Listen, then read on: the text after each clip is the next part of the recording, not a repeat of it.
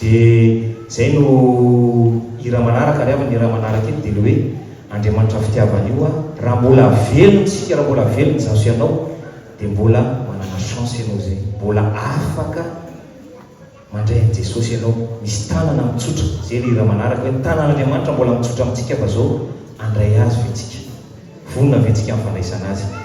Misy tanana mitsotra ny hira manaraka dia manarak'izay ny hira fafito dia le hoe faneketsika amin'ny tompo.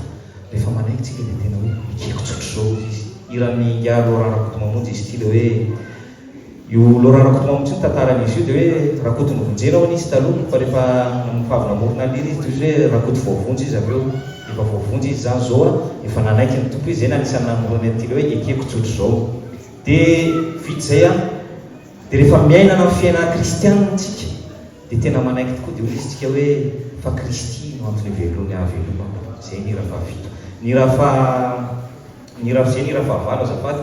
Ny hira fasivy ry havana dia ty hira ty tamin'le nanao hoanina voalohany tsika tamin'ny fety-piangonana tamin'ny mois de novembre dia nisy niteny tamin'ny tato-piangonana hoe tsara raha mba asiana mba hira mba jeune nao izy mba betsaka jeune ataontsika.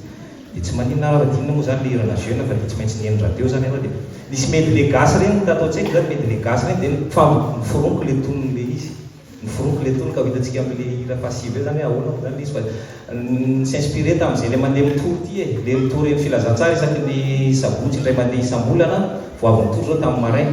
Dia zay asa fitoriana zay le atao amin'ity hira fasivy ity ka hainao tsara ry havana fa mitaona antsika izy io, mitaona anao tsy hipetrapetraka fa raha ohatra tsika mipetrapetraka dia non assistance à personne en danger fa hoe dao hitorina atao namena anarana le titran'le hira. Naka fotoana zay reto nianatra an'izy io rehefa nameko raharaha le olona reto sy ny miaraka amin'ny musicien ho hitanareo fa tena zay mety nandray mezana tena sady miran'izy hoe tena naraha ty zavatra ty kanefany mino fa ankafizintsika le hira. Dia atao aloha tsika hanao hanina kely lamako dianao Jesosy, lamako dianao Jesosy, lamako dianao Jesosy, avereno dianao teninareo azo tsy maheno mitsy tsy haiko na le retorato hoe mila atao deux fois sa ahoana. Lamako dianao Jesosy, lamako avereno dianao Jesosy, avereno dianao Jesosy, atambaro Jesosy